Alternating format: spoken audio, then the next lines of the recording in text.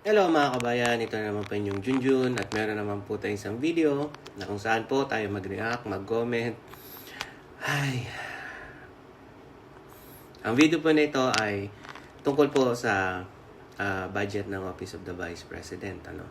So, meron po akong video niyan. Hanapin nyo dyan sa baba, yung tungkol nga dun sa nirelease, no? Or inallow or inapprove na budget ng House of the Representatives na budget for the OBP. So, mga nasa 700 million plus. No? So, si Congressman Marcoleta, tama naman po ang sinabi niya dito sa video. Panoorin niyo po. At nasabi ko na rin po ito sa video ko na lalong inaapi si Vice President Sara Duterte, lalong inaapi ang Office of the Vice President, lalo po siyang mamahalin ng taong bayan. Dahil una po, mahal na talaga sila eh. Ang mga Duterte po, mahal na ng taong bayan eh. Sabihin na natin merong hindi. Nagmamahal sa kanila. Pero karamihan po ng taong bayan nagmamahal sa kanila. Inaapi nyo palalo. Kaya nga po sabi ko dun sa nakaraang video ko, na hindi ba kayo nanonood ng teleserye ng Pilipinas? Kayong mga nasa administrasyon na kung gumagawa man kayo nitong mga kabalastugan against the Office of the Vice President or the Vice President herself, hindi kayo nanonood na lalo nyong inaapi ang isang taong maliit, lalo nyong minamaliit ang isang taong maliit na nga, dadami ang magmamahal dyan. At sila mismo, ang mamayan na mismo ang lalaban para sa kanila. Anyway, panoorin po natin ang video. Again, this is your Junjun. Junjun is in. Anong binigay? 700 million? 733 million ang natira ko. Pang ano lang, pang sweldo. Ha? Pambili lamang ng pagkain. Wala na siyang pambili ng bala. Sa palagay mo ba? Palagay mo, magtatagumpay yung opisina na yun sa kawalan mo ng bala? Tatawanan ka nung kalaban mo.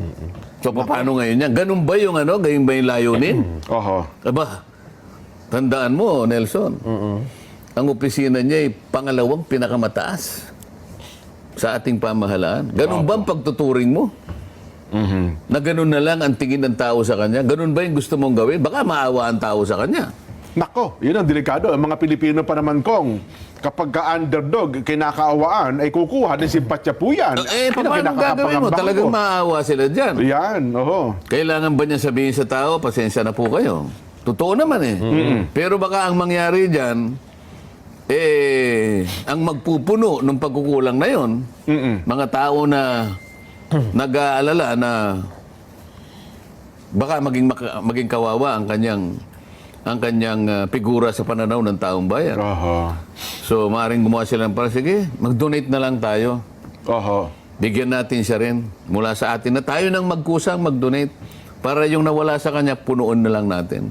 Ganun ang mangyayari siguro.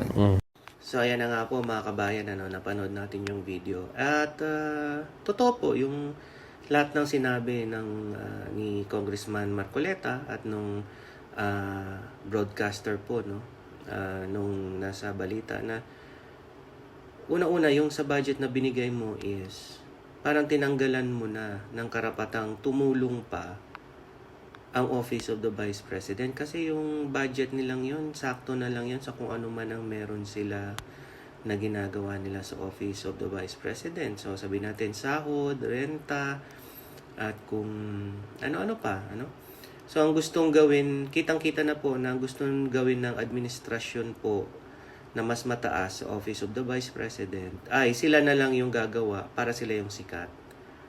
Hindi po kasi doon sumisikat ang mga Duterte. Hindi po doon eh. At alam ko na sa sobrang pagmamahal ni Vice President Sara Duterte sa mga Pilipino, makakagawa pa rin niya ng kahit konti na mga tulong or trabaho na kung saan mas lalo siyang sisikat at kung saan lalo siyang mamahalin ng mga Pilipino.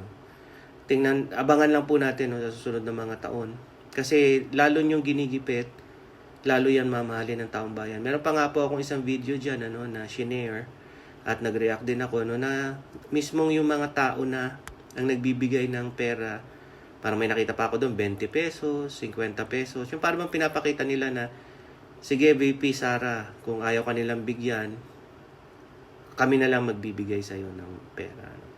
So alam ko naman hindi tatanggapin ni VP Sara yun kasi hindi na, bawal naman yun sa batas. Ano? Pero kayo po, mag-react po kayo, mag-comment sa mga pangyayaring to. Ano? At maraming salamat. Again, this is George Junjun.